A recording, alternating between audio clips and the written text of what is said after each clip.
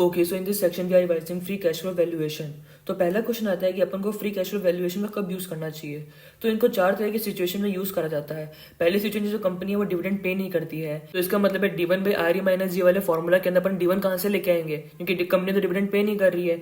Next situation जिसके अंदर company वो डिविडेंड पे तो कर रही है बट वो अलाइन नहीं है विद द फर्म्स प्रॉफिटेबिलिटी। इसका मतलब कि जो पे आउट रेशियो है वो स्टेबल नहीं है, कभी जो कंपनी है वो अर्निंग का ज्यादा परसेंट दे रही है, कभी कम परसेंट दे रही है। तो इसका मतलब है कि अगले साल का जो डिविडेंड उसको फोरकास्ट करना बहुत ज्यादा मुश्किल हो जाएगा। तो यहाँ पर भी अपन डीडीएम का यूज नहीं कर सकते हैं। नेक्स्ट सिचुएशन के अंदर कहते हैं कि जो फ्री कैश फ्लो इसका यूज करा जाना चाहिए जब फ्री कैश फ्लो अलाइन है with the firms profitability, because इससे अपन अगले साल का एस्टिमेट कर सकते हैं ना, क्योंकि ये तो अलाइन जा रहा है प्रॉफिटेबिलिटी के साथ। एंड लास्ट सिचुएशन के अंदर कहते हैं फ्री कैश फ्लो मेथड का तब यूज करा जाना चाहिए जब अपन वैल्यूएशन कर रहे हैं from controls perspective, because control perspective के अंदर अपन जो वैल्यूएशन है वो हायर अमाउंट पे होता है देन नॉर्मल। ओके, तो नेक्स्ट पॉइंट के अंदर अपन बात करेंगे एफसीएफएफ और एफसीएफई के बारे में। इसका मतलब है कैश फ्लो जो कि अवेलेबल होगा इन्वेस्टर या फिर इक्विटी होल्डर्स के पास आफ्टर मेकिंग इन्वेस्टमेंट, यानी कि एफसीआई एंड डब्ल्यूसीआई के खर्चों को काटने के बाद जो बचता है उसको अपन free cash flow for firm या फिर इक्विटी कह सकते हैं। तो अपन अब इसको तीन केसेस से समझेंगे। केस वन के अंदर कहते हैं कि अपन को नेट इनकम का यूज करना है। तो सबसे पहले अपन बात करेंगे एफसीएफएफ के बारे में, यानी कि free cash flow for the firm. तो इन सबको समझने के लिए एक ही चीज समझो कि अपन एक कमरे के अंदर है जिसके अंदर सारी चीजें हैं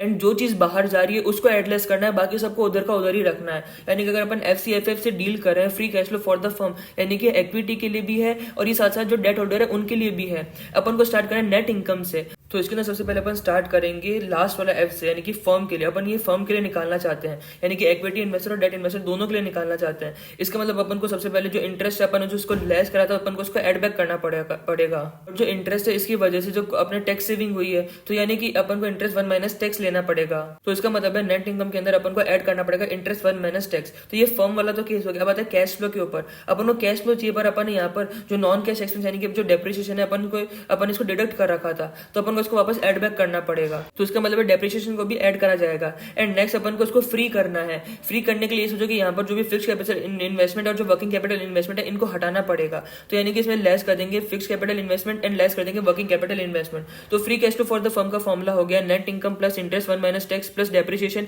माइनस एफसीआई माइनस डब्ल्यूसीआई। तो अपन इसको दूसरे तरीके से समझते हैं। तो यहाँ पर देखो अपन फर्म से डील कर रहे हैं, यहाँ पर free cash flow for the firm है और फर्म के लिए कौन सा रेलेवेंट होता है, ईबीआईटी रेलेवेंट होता है, नेट इनकम रेलेवेंट नहीं होता है। क्योंकि जो नेट इनकम है वो तो इक्विटी वालों के लिए होता है, क्योंकि ये तो कैसे प्रॉफिट आफ्टर टैक्स है, क्योंकि ये वाला तो अमाउंट वो है जो कि इक्विटी वालों के लिए बचा है।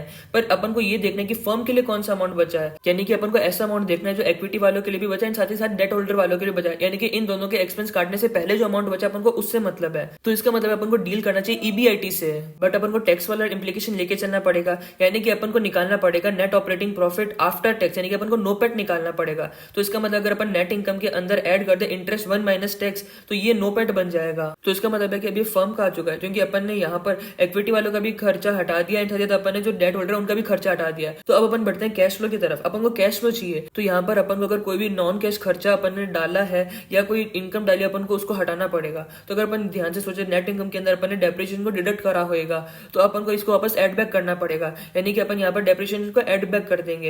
एंड साथ ही अपन को उसको फ्री करना है। फ्री करने के लिए अपन यहाँ पर जो फिक्स कैपिटल इन्वेस्टमेंट और जो वर्किंग कैपिटल इन्वेस्टमेंट है इसको हटा देंगे। तो वापस इसका यही फॉर्मूला बन जाता है net income plus interest 1 minus tax plus depreciation minus fix capital investment minus working capital investment. तो अब इसको अपन रूम की तरह से समझते हैं। रूम में ये सोचो कि अपन फर्म से डील कर रहे हैं, यानी कि यहाँ पर इक्विटी वाले भी कमरे के अंदर बैठे हैं एंड साथ ही डेट होल्डर वाले भी कमरे के अंदर बैठे हैं। तो सबसे पहले ये सोचे कि अपने पास नेट इनकम है, अपन ने इंटरेस्ट को हटा दिया है, अपन ने इंटरेस्ट को बाहर निकाल दिया है, पर ये सोचे ये तो अपने वाले जो कि कमरे के अंदर ही है, तो यानी कि वापस इसको कमरे के अंदर लेके आना पड़ेगा, यानी कि अपन को इंटरेस्ट 1 माइनस टैक्स ऐड करना पड़ेगा। साथ ही अपन ने डेप्रिसिएशन को डिडक्ट कर दिया था, पर ये तो नॉन कैश आइटम है, तो यानी कि अपन को इसको वापस से ऐड बैक करना पड़ेगा, जिससे कि अभी कैश फ्लो वाला कितना अमाउंट है अपने पास वो आ जाए। इसको फ्री करना है। फ्री करने के लिए अपन ने यहाँ पर फिक्स्ड कैपिटल इन्वेस्टमेंट और वर्किंग कैपिटल इन्वेस्टमेंट है उसको हटा दिया है। तो अपन ने यहाँ पर free cash flow for the firm को तीन तरह से समझा है।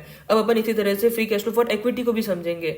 यहाँ पे अपन इक्विटी से डील कर रहे हैं। इक्विटी के लिए पैट वाला अमाउंट होता है, यानी कि नेट इनकम होता है, यानी कि अपने को नेट इनकम ही यूज करना है। नेक्स्ट अपने कैश फ्लो की तरफ आ जाते हैं। तो अपन को ये याद आ रहा होगा कि नेट इनकम निकालते समय अपन ने डेप्रिसिएशन को डिडक्ट कर दिया होगा, तो वापस इसको ऐड बैक करना पड़ेगा। तो यानी कि अपन नेट इनकम में डेप्रिसिएशन को ऐड कर देंगे एंड वापस से वही इसको फ्री करने के लिए अपन को यहाँ पर fix capital investment and working capital investment को हटाना पड़ेगा। बट अपन को याद है जो fix capital investment and working capital investment को अपन ने हटाया है, इसमें से जो एक पार्ट ऑफ डेट होल्डर्स का भी है। तो इसको इस तरह से समझो कि यहाँ पे इस रूम के अंदर तो केवल इक्विटी वाले बैठे हैं, अपन ने डेट होल्डर को तो बैठाया ही नहीं है कमरे में, यानी कि अगर उनका कोई पैसा है अपने पास तो अपन को वो हटाना पड़ेगा। यानी कि ऐसा अमाउंट डेट होल्डर का जो कि फिक्स कैपिटल इन्वेस्टमेंट और वर्किंग कैपिटल इन्वेस्टमेंट के अंदर अगर जुड़ा हुआ है तो अपन को वो हटाना पड़ेगा। अपन ने यहाँ पर फिक्स कैपिटल इन्वेस्टमेंट और वर्किंग कैपिटल इन्वेस्टमेंट को डिडक्ट करा है, यानी कि अपन को जो डेट होल्डर वाला अमाउंट है जिसको नेट बोरिंग बोलते हैं उसको ऐड करना पड़ेगा, जिससे कि अपन उसको कमरे से हटा सके। तो इसका मतलब अपन यहाँ पे ऐड कर देंगे नेट बोरिंग को। तो एफसीएफई का फॉर्मूला हो जाएगा net income plus depreciation minus FCI minus WCI plus net borrowing. अब इस पूरे को एक कमरे के हिसाब से सोचो। इसमें ये सोचो कि अपने पास कमरे के अंदर डेट होल्डर बैठे और इक्विटी होल्डर बैठे हैं। अगर इनके रिलेटेड कोई भी ट्रांजैक्शन है तो ये अंदर वाले ही हैं, इनका अपने को कोई एंट्री नहीं करनी है। बट अगर कोई बाहर की दुनिया से ट्रांजैक्शन है तो उसकी एंट्री करनी पड़ेगी। एफसीएफएफ के अंदर अपन ने क्या करा था, अपन ने इंटरेस्ट को ऐड करा था क्योंकि अपन ने उसको बाहर वाला मान लिया, बल्कि वो तो अंदर वाला था। तो इसकी वजह से अपन इसको वापस से ऐड बैक कर दिया था विद टैक्स का इफेक्ट। साथ ही साथ कैश फ्लो को फ्री करने के लिए अपन ने यहाँ पर फिक्स कैपिटल इन्वेस्टमेंट और वर्किंग कैपिटल इन्वेस्टमेंट हटा दिया था। इसके अंदर इक्विटी और डेट दोनों ने जो पैसा लगाया वो दोनों इसके अंदर इंक्लूड आए थे। बट अब इक्विटी वाले के साइड से सोचो, यानी कि एफसीएफई के बारे में सोचो। यहाँ पे अपन ने नेट इनकम से डील कर रहे थे, यानी कि पैट वाला इफेक्ट है, यानी कि जो पैसा वो इक्विटी वालों के लिए ही है। एंड रूम के अंदर यहाँ पर केवल इक्विटी वाले बैठे हैं। एंड अपन ने यहाँ पर कैश फ्लो को फ्री करने के लिए एफसीआई एंड डब्ल्यूसीआई दोनों को हटा दिया है। बट अपन को यही याद आ जाना चाहिए कि यहाँ पर जो कुछ हिस्सा है एफसीआई और डब्ल्यूसीआई का वो डेट होल्डर वालों का भी है। तो यानी कि अपन को वो बाहर वाले हैं, तो यानी कि उसको हटाना पड़ेगा, यानी कि प्लस अपन को करना पड़ेगा नेट बोरोइंग को। तो इसलिए अपन ने यहाँ पर ऐड कर दिया नेट बोरोइंग। ओके, तो अब अपन केस 2 की तरफ चलते हैं यूजिंग सीएफओ। अब सीएफओ के अंदर अपन क्या करते हैं, कोई भी अगर नॉन कैश ट्रांजैक्शन होता है तो उसको इनकॉर्पोरेट करा जाता है, जिससे कि अपने पास कैश फ्लो फ्रॉम ऑपरेशन आ सके। यानी कि एक तरह से ये वाला जो है वो कैश वाला ही है सारा का सारा, यानी अगर डेप्रिसिएशन का इफेक्ट होगा तो वो इसके अंदर ऐड हो चुका होगा। साथ ही साथ अगर यहाँ पर कोई भी जो वर्किंग कैपिटल रिलेटेड ट्रांजेक्शन हुआ होगा वो भी यहाँ पर इनकॉर्पोरेट हो चुका होगा। यानी कि अपने जो पिछला वाला फॉर्मूला था उसमें से डेप्रिसिएशन और डब्ल्यूसीआई इन दोनों का काम तो यहाँ पे हो चुका है। एंड अपन को याद ही होगा जो सीएफओ है उसकी स्टार्टिंग नेट इनकम से ही होती है। तो इसलिए अपन को ये ध्यान होना चाहिए कि जो सीएफओ है वो इनकॉर्पोरेट करते हुए चल रहा है net income plus depreciation minus WCI. And इसके अलावा जो भी बचता है वो एडलेस कर दो। यानी कि अगर अपन एफसीएफएफ का निकालना चाह रहे हैं, यानी कि फर्म का है, तो अपन को सबसे पहले सीएफओ लेना है। अपन फर्म का निकाल रहे हैं, इसका मतलब अपन को इंटरेस्ट 1 माइनस टैक्स करना पड़ेगा।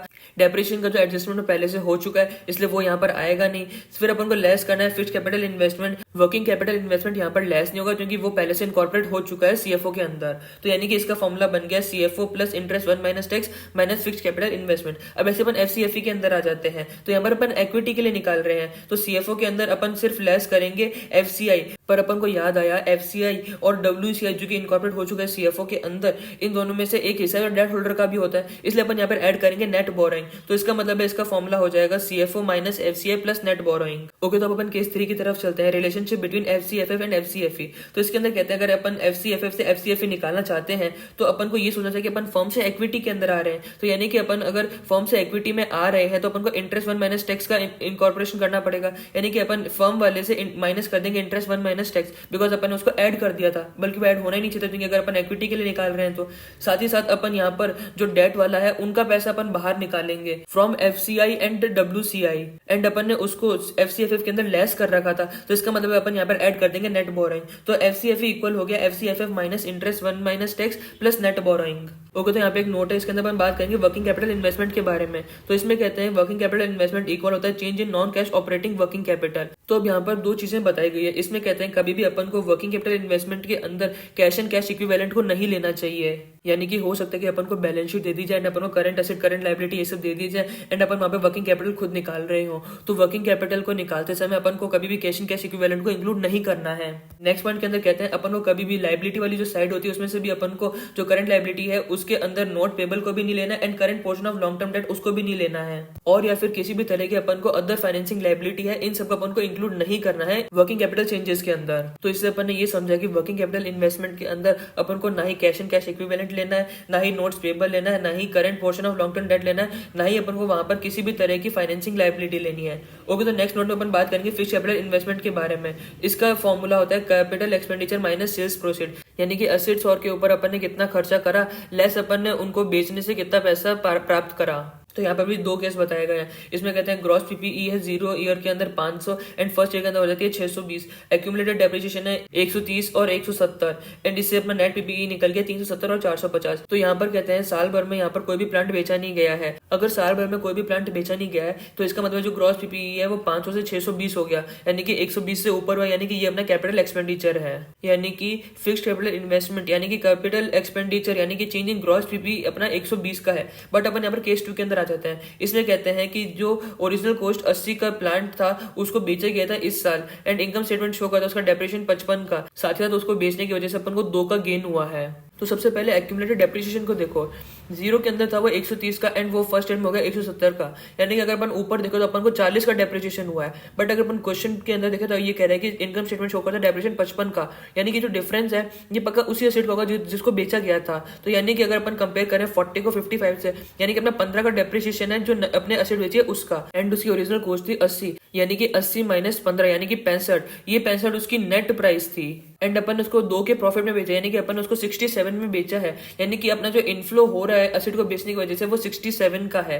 पर अब अपन ऊपर की तरफ देखते हैं, अपने 80 वाली एसेट बेची है, यानी कि जो 500 है अब इसमें से 80 हटा देंगे क्योंकि अपन ने इस साल बेच दिया, यानी कि अपन कंपेयर करेंगे 620 को विद 420। तो यानी कि अपन ने इस साल खर्चा करा है 200 का, यानी कि इस साल कैपिटल एक्सपेंडिचर 200 का हुआ है एंड अपन को जो पैसा आया है एसेट को बेचने की वजह से वो 67 है, यानी कि 200 माइनस 67 यानी कि 133 इस साल का फिक्स्ड कैपिटल एक्सपेंडिचर है। ओके, तो नेक्स्ट नोट के अंदर कहते हैं कि ऑल्दो अपन ने अभी जब एफसीएफई और एफसीएफएफ के बारे में बात की गई है, इसके अंदर अपन ने जो नॉन कैश चार्जेस होते हैं उनके अंदर अपन ने केवल डेप्रिसिएशन एडजस्टमेंट को ही लिया था। बट यहाँ पे और भी तरह के नॉन कैश चार्जेस हो सकते हैं, जैसे कि loss on sale of plant, impairment charges, amortisation. अगर अपन को इन टाइप के चार्जेस दिखते हैं तो अपन को इनको वापस से एड बैक करना पड़ेगा, बिकॉज अपन ने इनको डिडक्ट कर दिया था। बट ये तो नॉन कैश है, तो अपन अगर अपन को कैश फ्लो निकालना है तो अपन को वापस से इनको एड बैक करना पड़ेगा। Similarly non cash revenue item जैसे कि amortisation of premium on bond या फिर gain on sale of plant, इनको अपन ने नेट इनकम निकालते समय ऐड कर रखा था, पर ये नॉन कैश थे। तो अगर अपन को कैश पे आना है यानी कि कैश फ्लो पे आना है तो अपन को इनको डिडक्ट करना पड़ेगा। इनका अगर अपन को लॉजिक देखना है तो अपन सीएफओ की तरफ से इसका लॉजिक देख सकते हैं।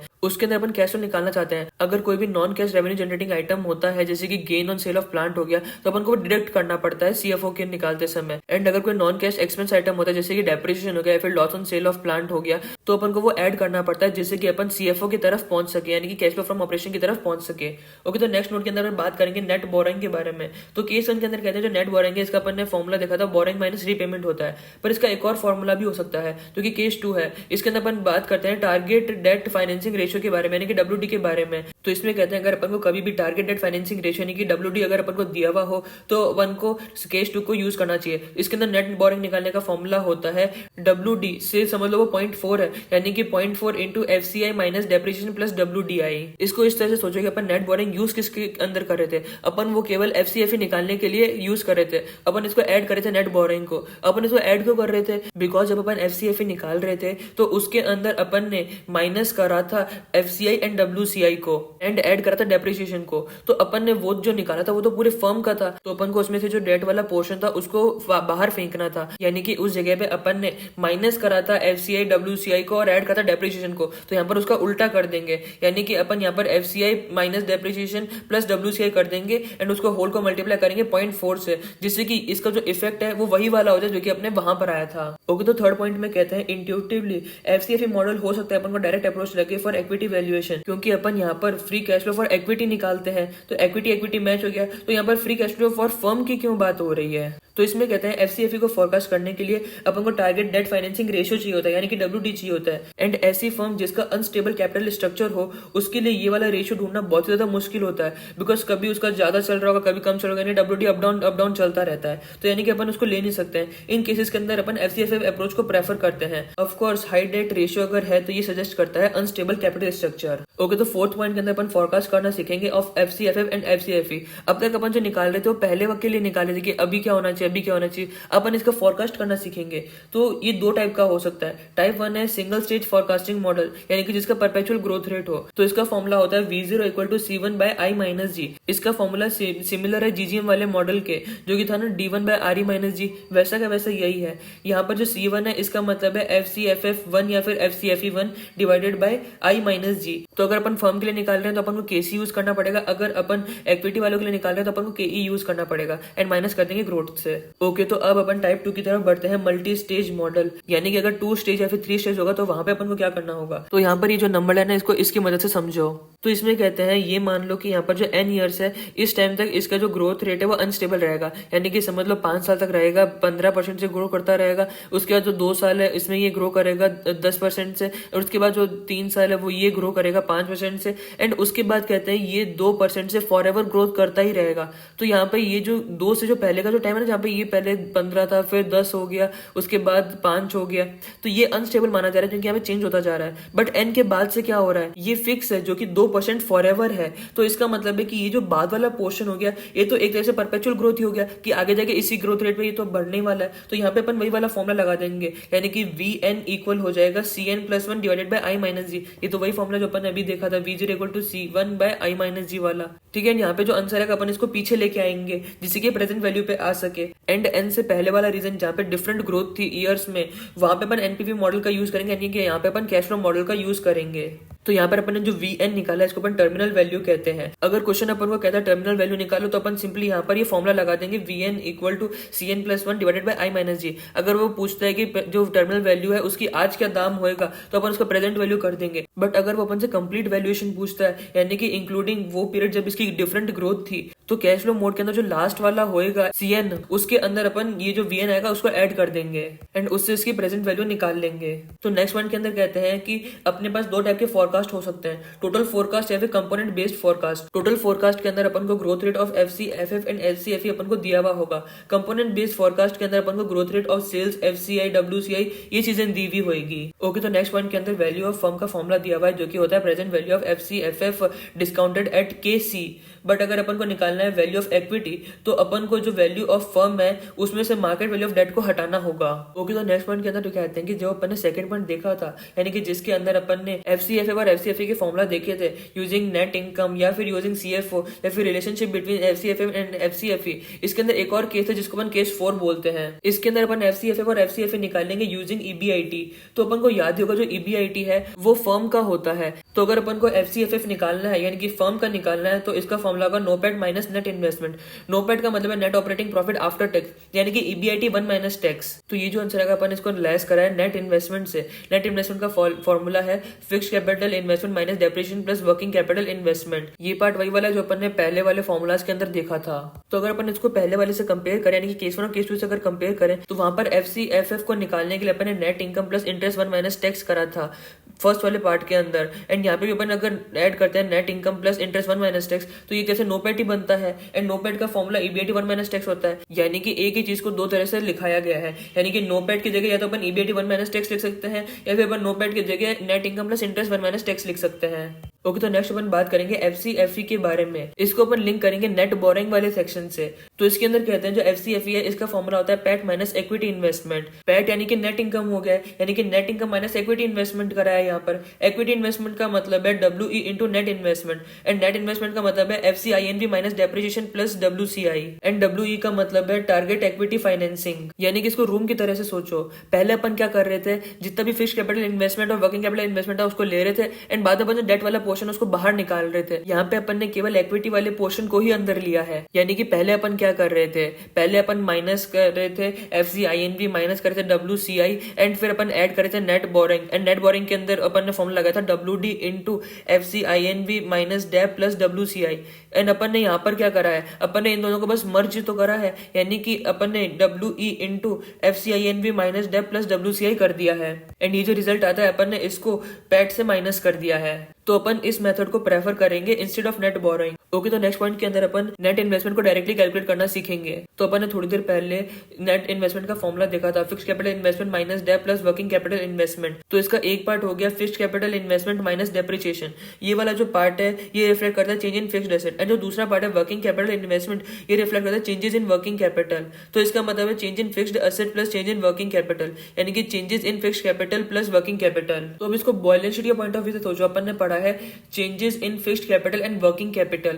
फिक्स्ड कैपिटल, वर्किंग कैपिटल यानी कि करंट एसेट करंट लायबिलिटी। तो फिक्स्ड एसेट प्लस अगर करंट एसेट कर दें माइनस कर दे करंट लायबिलिटी से, तो ये कैपिटल एम्प्लॉयड आ जाएगा। तो यानी कि changes in capital employed excluding cash and cash equivalent. तो अगर अपन कभी भी कैपिटल एम्प्लॉयड निकाल रहे हैं तो अपन को notes payable, current portion of long term date या फिर किसी भी तरह की फाइनेंसिंग लायबिलिटी हो, उन सबको ऐड करना पड़ेगा कैपिटल एम्प्लॉयड के अंदर। बट अपन को कभी भी cash and cash equivalent capital employed के अंदर ऐड नहीं करना। सिंपली इसके अंदर ऐसे सोचो कि अपन एफसीएफ या फिर एफसीएफ ही निकाल रहे हैं, तो इसको निकालने के लिए अपन कैश एंड कैश इक्विवेलेंट को कैसे ऐड कर सकते हैं, जबकि ये तो इसके अंदर पहले से इंक्लूड होगा ना। ओके, तो नेक्स्ट 6 पॉइंट के अंदर कहते हैं कि अगर अपन डील कर रहे हैं एफसीएफ या फिर एफसीएफई में, तो अपने को शेयर होल्डर ट्रांजेक्शन जैसे कि इश्यू ऑफ शेयर या फिर रीपर्चेज ऑफ शेयर या फिर डिविडेंड पेमेंट हो गया, ये अपन को अफेक्ट नहीं करेंगे। इसको रूम की तरह से सोचो। अगर अपन एफसीएफई में डील कर रहे हैं यानी कि इक्विटी वालों से डील कर रहे हैं, तो ये जितनी भी चीजें शेयर होल्डर ट्रांजेक्शन तो अंदर के लोगों में है, तो यानी कि ये एफसीएफई को अफेक्ट नहीं करेंगे। सिमिलरली एफसीएफएफ के बारे में सोचो, इसके अंदर इक्विटी वाले लोग भी है एंड डेट वाले लोग भी है। तो यहाँ पर अपन डील कर रहे हैं इक्विटी वालों से, तो यानी कि वो तो अंदर ही है, यानी कि अंदर वालों से डील कर रहे हैं, कोई बाहर जा ही नहीं रहा है, ना कोई बाहर से आ रहा है। तो इसका मतलब है कि शेयर होल्डर ट्रांजेक्शन ना ही एफसीएफएफ को अफेक्ट करेंगे ना ही एफसीएफई को अफेक्ट करेंगे। बट अब सोचो डेट वालों के बारे में, यानी कि अगर बोरिंग या फिर रीपेमेंट ऑफ डेट होता है, तो ये अगर एफसीएफएफ के बारे में सोचो, यहाँ पे भी अगर अंदर वालों से डील कर रहे हैं, तो इसका मतलब है बोरिंग और रीपेमेंट ऑफ डेट एफसीएफएफ को अफेक्ट नहीं करेगा। बट एफसीएफई के बारे में सोचो, यानी कि अब रूम के अंदर केवल इक्विटी वाले हैं, अब डेट वाले रूम के अंदर नहीं है, तो यहाँ पे अपन borrowing and repayment of debt से डील कर रहे हैं, यानी कि बाहर वालों से अपन डील कर रहे हैं, कमरे के बाहर रहिए तो लोग, तो इसका मतलब है कि ये एफसीएफई को अफेक्ट करेगा। ओके, तो नेक्स्ट 7th पॉइंट के अंदर कहते हैं एनालिसिस को कंडक्ट करना चाहिए सेंसिटिविटी एनालिसिस। इसका मतलब है सेंसिटिविटी ऑफ वैल्यू एस्टिमेट जो कि डिराइव किया गया है to each input at a time keeping others constant. इसका मतलब ये है कि अगर एक बार में अपन एक इनपुट को चेंज करेंगे तो उसकी वजह से जो अपन ने वैल्यू एस्टिमेट करी है उसमें कितना चेंज आएगा। ओके, तो नेक्स्ट 8th पॉइंट के अंदर कहते हैं कि मल्टी स्टेज मॉडल के अंदर जो टर्मिनल वैल्यू होती है वो अक्सर डोमिनेटिंग कंपोनेंट होती है, देयरफॉर उसको कैलकुलेट करते समय अपन को बहुत ज्यादा सावधानी बरतने की जरूरत है। तो यहाँ पर उसको एक निकालने का तरीका हो सकता है VN equal to FCFF N+1 divided by KC minus G। And इसको निकालने का एक और तरीका भी हो सकता है जो कि है VN equal to price multiple into value driver. Value driver भी दो तरह के हो सकते हैं, हो सकता है अपन ट्रेलिंग पी रेशियो से डील कर रहे हो या फिर हो सकता है अपन लीडिंग पी रेशियो से डील कर रहे हो। अगर अपन ट्रेलिंग पी रेशियो से डील कर रहे हैं तो ये तो P0/E0 होता है, यानी कि PN/EN होता है। तो अगर अपन को PN फाइंड आउट करना है तो अपन को ट्रेलिंग पी रेशियो को मल्टीप्लाई करना पड़ेगा EN से। बट अगर अपन डील कर रहे हैं लीडिंग पी रेशियो से, तो लीडिंग पी रेशियो का फॉर्मूला होता है P0/E1 होता है, तो इसका मतलब PN/EN+1 होता है। तो इसका मतलब अगर अपन को PN निकालना है तो अपन को जो लीडिंग पी रेशियो है उसको मल्टीप्लाई करना पड़ेगा EN+1 से। ओके, तो अब अपन यूज करेंगे कैश फ्लो मोड का इन मल्टी स्टेज वैल्यूएशन, वे जो डिस्काउंट रेट है वो भी चेंज होती रहेगी, यानी कि अभी कुछ और चल रही है फिर चेंज हो जाएगी एंड फिर कुछ और हो जाएगी एंड उसके बाद स्टेबल हो जाएगी। तो अब यहाँ पर एक एग्जांपल है, इसमें कहते हैं जो FCFF0 है वो अपन को 40 मिलियन का दिया हुआ है, मार्केट वैल्यू ऑफ डेट है 120 मिलियन का, नंबर ऑफ आउटस्टैंडिंग शेयर है 10 मिलियन। स्टेज 1 के अंदर कहते हैं ड्यूरेशन 4 साल होगा, G अपन को दिया हुआ है FCFF का 25% एंड KC अपन को दिया हुआ है 14%, यानी कि पहले 4 साल जो ग्रोथ है वो 25% से होगी FCFF के अंदर। नेक्स्ट कहते हैं स्टेज 2 के अंदर इसका ड्यूरेशन 3 साल होएगा, इसके अंदर जो ग्रोथ है वो गिरेगी बाय 7% पर ईयर, यानी कि जो 25 चल रही है वो पहले साल 7% से गिरेगी, यानी कि वो हो जाएगी 18, फिर उसके बाद वो फिर से 7% से गिरेगी जो कि हो जाएगी 11, और फिर से वो 7% से गिर जाएगी जो कि हो जाएगी वो 4। एंड फिर अपन स्टेज 3 की तरफ बढ़ते हैं। इसमें कहते हैं कि 7 साल के बाद जो जी है वो 4% हो जाएगा एंड हमेशा के हमेशा वही रहेगा। तो अब अपन इसको सॉल्व करेंगे। तो इसको सॉल्व करने के दो तरीके हो सकते हैं। सबसे पहले तो ये देखो कि यहाँ पे जो केसी है वो भी बदलता रह रहा है, यानी कि अपन अगर चाहे तो एक बार में सबका नहीं निकाल सकते बिकॉज यहाँ पे जो केसी है वो अलग अलग है। तो पहला तरीका तो ये हो सकता है कि सबका अलग अलग प्रेजेंट वैल्यू ही निकाल लो, यानी कि जो फर्स्ट स्टेज चल रही है उसका अलग निकाल लो, सेकंड स्टेज का अलग निकालो, थर्ड स्टेज का भी अलग निकाल लो। एंड दूसरा ये हो सकता है कि इसको जो है ना इनकॉर्पोरेट करते हुए चलो सबको साथ में, यानी कि पहले स्टेज 3 का आंसर निकाल लिया एंड फिर उसको स्टेज 2 के लास्ट वाले में जोड़ दिया एंड फिर स्टेज 2 के अंदर इसका प्रेजेंट वैल्यू निकाल लिया, फिर जो प्रेजेंट वैल्यू आ रहा है स्टेज 2 का उसको स्टेज 1 के अंदर डाल दिया लास्ट वाले में एंड उसका फिर प्रेजेंट वैल्यू निकाल लिया। अपन दोनों से सॉल्व करके देखेंगे। तो पहले अपन मेथड 1 लगाएंगे, यानी कि अपन सबका अलग अलग प्रेजेंट वैल्यू निकालेंगे। तो सबसे पहले अपन स्टेज 1 की तरफ बढ़ते हैं। इसमें अपन को FCFF 0 दिया हुआ है 40 मिलियन का, तो ये 0 है, अपन को 1 वाला निकालना है, तो यानी कि अपन इसमें प्लस करेंगे 25%, तो अब ये आ जाएगा 50। फिर अपन उसको आगे बढ़ाएंगे प्लस 25% तो आ जाएगा 62.5, फिर उसको आगे बढ़ाएंगे तो आ जाएगा 78.125 एंड फिर उसको अपन आगे बढ़ाएंगे तो आ जाएगा 97.6563। तो अपन ने 4 साल के लिए आगे बढ़ा दिया है। अपन अब एनपीवी में जाएंगे, यहाँ पर KCF 14%, तो अपन I14 डाल देंगे एंड CPT एनपीवी निकाल देंगे, तो ये आ जाएगा 202.5039। इसको अपन एसटीओ के अंदर स्टोर कर लेंगे। साथ ही साथ जो लास्ट वाला कैश फ्लो आया अपन इसको भी स्टोर कर लेंगे एसटीओ के अंदर। तो अपना जो लास्ट वाला कैश फ्लो था उसमें अपन 18% ऐड कर देंगे, तो ये आ जाएगा 115.23। उसके बाद अपन उसके अंदर ऐड कर देंगे 11%, तो आ जाएगा 127.91।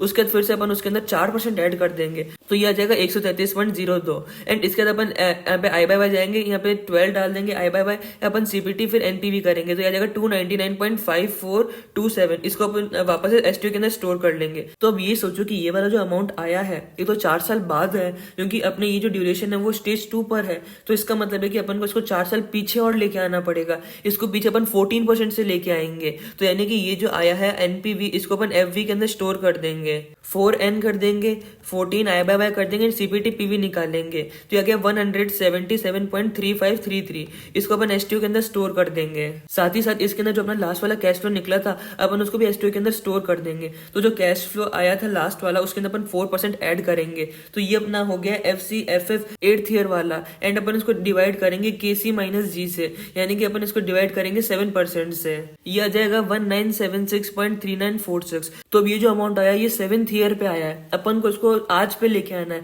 तो सबसे पहले तो अपन स्टेज 2 की तरफ से इसको पीछे लेके आएंगे, यानी कि 3 साल के लिए अपन इसको 3 साल के लिए 12% से पीछे लेके आएंगे, एंड वो जो वैल्यू आएगी अपन उसको पीछे लेके आएंगे 4 साल के लिए एट 14%, तो ये अमाउंट आ जाएगा 832.9141। तो अपने इसको भी एसटीओ के अंदर स्टोर कर देंगे। अपन अब इन तीनों को ऐड करेंगे, तो एक तरह से इन तीनों को ऐड करने के बाद सम आ जाता है 1212.7713। अब ये जो अमाउंट आई ये पूरी फर्म का है, क्योंकि अपन ने स्टार्ट करा था FCFF 0 से, तो अपन को इसमें से जो डेट वाला पोर्शन है वो हटाना पड़ेगा, यानी कि 1212 से अपन 120 हटा देंगे जो कि मार्केट वैल्यू ऑफ डेट है, तो इससे वैल्यू ऑफ इक्विटी आ जाएगा 1092.77। अगर अपन यहाँ पर शेयर निकालना चाहते हैं तो यहाँ पर अपन इसको डिवाइड कर देंगे नंबर ऑफ शेयर आउटस्टैंडिंग, यानी कि 10 मिलियन से, तो ये आ जाएगा 109.28। ओके, तो अब अपन इसको मेथड 2 से सॉल्व करने की कोशिश करेंगे, यानी कि अपन स्टेप बाय स्टेप चलेंगे, यानी कि सबसे पहले अपन स्टेज 3 निकालेंगे, इसके बाद अपन स्टेज 2 पे आएंगे एंड इसके बाद अपन स्टेज 1 पे आएंगे।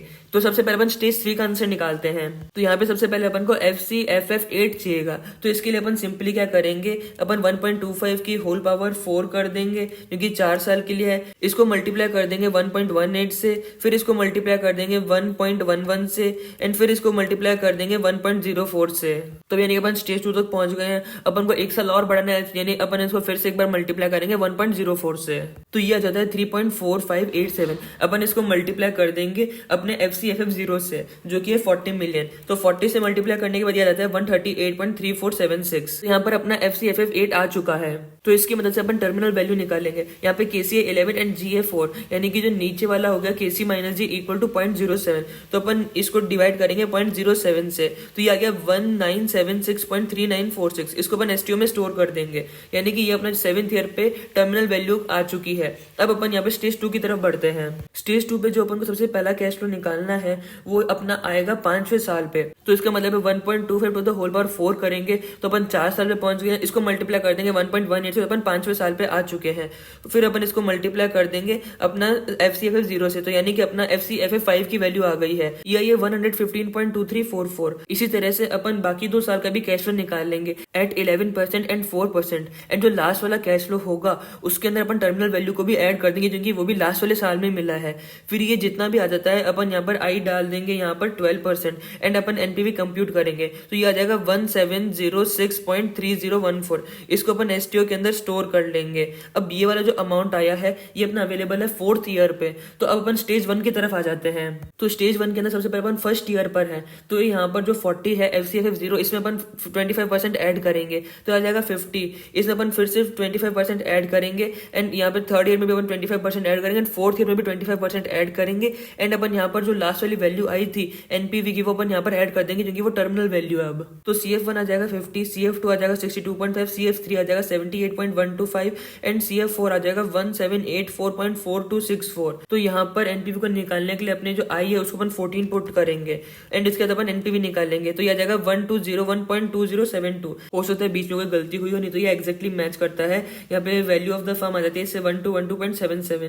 फिर मार्केट वैल्यू ऑफ डेट अपन इससे माइनस कर देंगे तो यहाँ पर वैल्यू ऑफ इक्विटी आ जाएगी 1092.77 एंड इसको अपन डिवाइड कर देंगे नंबर ऑफ शेयर आउटस्टैंडिंग से। यहाँ पे इंट्रिंसिक वैल्यू ऑफ शेयर आ जाएगी 109.28। ओके तो नेक्स्ट अपन 10th पॉइंट की तरफ बढ़ते हैं। इसमें FCF को निकालने का एक और तरीका बताया गया जो कि यूजिंग एबिडा है, EBITD है। तो इसमें कहते हैं सबसे पहले अपन एबिडा इंटू 1 माइनस टैक्स कर देंगे तो अभी नोपैट आ चुका है। नेक्स्ट इसमें कहते हैं अपन इसको सबसे पहले फर्म के लिए निकाल रहे हैं तो अगर अपन पिछले फॉर्मुलास को देखें तो अपन को यहाँ पर फर्म के लिए निकाल रहे हैं तो अपन को इंटरेस्ट 1 माइनस टैक्स करना चाहिए। बट यहाँ पे सोचो कि अपन यहाँ पे एबिडा से डील कर रहे हैं यानी कि अपन ने जब यहाँ पर डिडक्ट करा ही नहीं इंटरेस्ट तो अपन इसको ऐड कैसे कर सकते हैं, तो यानी कि यहाँ पर इंटरेस्ट नहीं आएगा। नेक्स्ट जो डेप्रिसिएशन के बारे में अपन हिसाब से डेप्रिसिएशन को ऐड करते हैं बट अपन ने जब उसको डिडक्ट ही नहीं करा है तो अपन उसको ऐड कैसे कर सकते हैं। बट अपन को यहाँ पर डेप्रिसिएशन की वजह से टैक्स सेविंग होती है तो यहाँ पर अपन को टैक्स सेविंग हुई तो यानी कि अपन को यहाँ पर ऐड करना पड़ेगा DTS यानी कि डेप्रिसिएशन टैक्स शील्ड। नेक्स्ट अपन को इसको फ्री करना है। फ्री करने के लिए अपन इसमें लेस कर देंगे FCI एंड WCI। ओके तो नेक्स्ट अपन पढ़ेंगे comparison between FCFF and dividend discount model. तो इसमें कहते हैं दोनों मॉडल ही डायरेक्ट अप्रोचेज होती है टू इक्विटी वैल्यूएशन। हाउएवर जो FCFE है वो डिनोट करता है अमाउंट ऑफ डिविडेंड जो कि फर्म के पास कैपेसिटी है टू पे, यानी एक फर्म कितना डिविडेंड पे कर सकती है। वाइल जो डिविडेंड होता है वो बोर्ड का एक डिस्क्रिशनरी डिसीजन होता है। तो इश्यूज जैसे dividend stability, taxation, signalling effect in सबको मद्देनजर रखा जाएगा by the board in its dividend decision. Dividend stability इसलिए जरूरी है बिकॉज कई हाउस होल्ड की जो इनकम होती है या फिर उनको जो सर्वाइवल होता है वो डिविडेंड के ऊपर होता है। तो अगर डिविडेंड फ्लक्चुएट होता रहेगा तो उनके लिए काफी प्रॉब्लम हो सकती है। तो इसे डिविडेंड का स्टेबल रहना बहुत जरूरी है। जब अर्निंग बहुत ज्यादा बढ़ जाए तो डिविडेंड बहुत ज्यादा इंक्रीज नहीं होना चाहिए और जब अर्निंग बहुत कम हो जाए तो इसको बहुत ज्यादा गिरना जरूरी नहीं है। इसमें अंदर एक स्टेबिलिटी आनी चाहिए। नेक्स्ट है टैक्सेशन। इसमें कहते हैं कि होल्डर्स को क्या टैक्स पे करना होगा इसका भी अपन को ध्यान रखना बहुत जरूरी है। एंड लास्ट है सिग्नलिंग इफेक्ट। इसमें कहते हैं डिविडेंड पे करने से लोग हमारे बारे में क्या सोचेंगे, लोगों को हमारे बारे में क्या लग रहा है, अपन को इस बारे में सोचना पड़ेगा। अगर अपन बहुत ज्यादा डिविडेंड पे कर रहे हैं तो लोगों को लगेगा कि कंपनी के पास कोई फ्यूचर प्लान ही नहीं है तो इसलिए अपना वो जो पैसा है वो लोगों में बांट रहा है। या फिर हो सकता है कि ऐसा भी हो जाए कंपनी बहुत ज्यादा डिविडेंड बांट रहा है यानी कि इसके बहुत ही ज्यादा स्ट्रॉन्ग प्रोस्पेक्ट है कि आगे जाके ये सब कुछ बढ़िया होगा इसलिए ज्यादा डिविडेंड बांट रहा है। तो अपन को इन इश्यूज को कंसीडर करते हुए चलना पड़ेगा जब भी अपन डिविडेंड डिसीजन ले रहे हैं। ओके तो नेक्स्ट पॉइंट के अंदर कहते हैं कि जनरली ऐसा देखा गया है कि जो वैल्यूएशन होगा एज पर FCFE वो ग्रेटर होगा देन एज पर DDM। ये ऐसा होगा on account of control perspective and earlier value recognition in FCFE। यानी कि अगर अपन कंट्रोल के पर्सपेक्टिव से देखें तो यहाँ पर FCFE ज्यादा आएगा बिकॉज अगर अपन कंट्रोल करना चाहते हैं कंपनी को तो एक तरह से अपन को हायर वैल्यू पे करनी पड़ेगी तो इसके लिए अपन FCFE का यूज करते हैं। पर नेक्स्ट पॉइंट के अंदर कहते हैं कि वैल्यूएशन एज पर FCFE हो सकता है इक्वल हो to valuation as per DDM। ये या तो तब होगा जब FCFE इक्वल टू डिविडेंड होगा या फिर ये तब होगा जब FCFE ग्रेटर देन डिविडेंड है पर जो अमाउंट रिटेन किया गया है वो जीरो एनपीवी अपॉर्चुनिटीज के अंदर लगाया गया है। यानी कि वो ऐसी सिक्योरिटीज होती है जो कैश एंड कैश इक्विवेलेंट के अंदर अपन डालते हैं जिससे अपन को थोड़ा सा रिटर्न आता है उनके अंदर लगाया गया है। तो अगर ये केस है तो यहाँ पर FCFE का जो वैल्यूएशन आएगा वो इक्वल टू DDM का वैल्यूएशन होगा। ओके तो नेक्स्ट पॉइंट के अंदर कहते हैं अगर वैल्यू एज पर DDM है वो greater than the value as per FCFE तो यहाँ पर कोई ना कोई तो गलती है, यहाँ पर कोई ना कोई inconsistency in the entire valuation exercise. Okay तो नेक्स्ट पॉइंट के अंदर कहते हैं प्रॉक्सीज जैसे नेट इनकम या फिर एबिडा या फिर CFO ये एक तरह के पुअर प्रॉक्सीज माने थे FCFF के। ओके तो 13 पॉइंट के अंदर कहते हैं फ्री कैश फ्लो को फोरकास्ट करना इनहेरेंटली सब्जेक्टिव माना गया है, अनसर्टेन एंड इम्प्रेसाइज माना गया है। तो इस वजह से अपन को यूज करना चाहिए सिनेरियो एनालिसिस एंड डेराइव करना चाहिए एक वैल्यू रेंज से। अपन ने बोला कि इस कंपनी का जो वैल्यू है वो होना चाहिए अराउंड 500 to 600 मिलियन। साथ ही साथ अपन को कंसिडर करना चाहिए इंडस्ट्री फीचर को, यानी कि उस इंडस्ट्री का लाइफ साइकिल कौन सा चल रहा है, बूम में है या रिसेशन में है, प्राइसिंग पावर है या फिर नहीं है, कंसंट्रेटेड फ्रेज में है, फ्रेगमेंटेड फ्रेज में यानी कि बहुत कम सेलर है या बहुत सारे सेलर है, इंडस्ट्री सेंसिटिविटी क्या है टू बिजनेस साइकिल, पोर्टर के 5 फोर्सेस क्या लग रहे हैं, अपन को इन सब चीजों को कंसिडर करते हुए चलना पड़ेगा इन फॉरकास्टिंग कैश फ्लोज। कंपनी की जो कॉम्पिटिटिव स्ट्रेटेजी है, जैसे कि प्रोडक्ट डिफरेंशिएशन हो गया, फिर कोस्ट लीडरशिप हो गया, इसको भी अपन को दिमाग में रखते हुए चलना पड़ेगा। एंड साथ ही साथ अपन को सेंसिटिविटी एनालिसिस को भी लगाना पड़ेगा, यानी कि किसी एक इनपुट के चेंज होने की वजह से जो फोरकास्ट की वैल्यू है उसमें कितना चेंज आता है। ओके, तो नेक्स्ट पॉइंट के अंदर अपन पढ़ेंगे यूजेस ऑफ एफसीएफएफ एंड एफसीएफई। तो पहले अपन एफसीएफएफ के बारे में पढ़ेंगे, इसके क्या क्या यूजेस होते हैं। सबसे पहले तो कैश बैलेंस को इंक्रीज करता है, साथ ही साथ इससे जो पैसा आता है उसका अपन डेट रीपेमेंट करते हैं, साथ ही साथ डेट रीपेमेंट के साथ जो डेट लिए उनका इंटरेस्ट अपन पे करते हैं, इंटरेस्ट 1 माइनस टैक्स होता है यहाँ पर, डिविडेंड का पेमेंट करते हैं एंड शेयर रिपर्चेस करते हैं। ये जितने भी फैक्टर अपन ने देखे हैं ये एफसीएफएफ को अफेक्ट नहीं करते हैं, ये यूजेस ऑफ एफसीएफएफ है। नेक्स्ट अपन इसी तरह से एफसीएफई के यूजेस के बारे में पढ़ेंगे। सबसे पहले तो ये कैश बैलेंस को इंक्रीज कर देता है, यहाँ पर जो पैसा आता है उसको डिविडेंड के रूप में भी पे किया जा सकता है शेयर होल्डर्स को, एंड साथ ही साथ यहाँ पर रीपर्चेज ऑफ शेयर हो सकते हैं। तो दोनों में डिफरेंस यही है कि ऊपर वाला यानी कि जो एफसीएफएफ है इसके अंदर अपन डेट वालों को भी इंक्लूड कर रहे हैं, यानी कि अगर कोई भी पैसा है जो कि डेट के यूज में आया है, यानी कि अगर अपन ने डेट का रीपेमेंट करा है, फिर अपन ने उसके ऊपर इंटरेस्ट पे करा डेट के ऊपर, तो वो सब अपन ने एफसीएफएफ वाले के अंदर इंक्लूड करे हैं, बट यहाँ पर अपन एफसीएफई के अंदर इंक्लूड नहीं करें। सिंपली यहाँ पे रूम वाला कॉन्सेप्ट लगाओ ना, अगर अपन डील करें एफसीएफई से, यानी कि रूम के अंदर केवल इक्विटी वाले हैं, यानी कि जितना भी फ्री कैश फ्लो बचा इक्विटी वालों के लिए वो इक्विटी वालों के अंदर ही डिस्ट्रीब्यूट होएगा, यानी इनकी कैश बैलेंस इंक्रीज होगा, जो पैसा बच गया उससे डिविडेंड पेमेंट कर दिया जाएगा, शेयर रिपर्चेस कर लिए जाएंगे, यानी कि इसका जो यूज है वो इक्विटी वालों के अंदर हो रहा है। बट यहीं पे अगर अपन free cash flow for the firm के अंदर आ जाते हैं तो यानी कि यहाँ पर जो पैसा का यूज है वो डेट वालों के लिए भी हो रहा है और इक्विटी वालों के लिए भी हो रहा है, यानी इक्विटी वाले तो आ ही रहे हैं यहाँ पर, वो तीनों चीजें आ रही है, कैश बैलेंस इंक्रीज हो रहा है, डिविडेंड पेमेंट हो रहा है, शेयर रिपर्चेज भी हो रहा है, बट साथ ही साथ यहाँ पे इंटरेस्ट का पेमेंट भी हो रहा है एंड डेट रीपेमेंट भी हो रहा है एफसीएफएफ के अंदर। ओके, तो नेक्स्ट पॉइंट के अंदर कहते हैं जो प्रेजेंट वैल्यू होता है of FCFF discounted at KC वो इक्वल होता है to the value of operating asset of the firm. तो यानी कि वैल्यू ऑफ फर्म क्या हो गया, value of operating asset plus market value of non operating asset. Non operating asset का मतलब हो गया एक्सेस कैश या फिर एक्सेस मार्केटेबल सिक्योरिटीज या फिर ऐसी लैंड जिसको होल्ड किया गया है एज इन्वेस्टमेंट।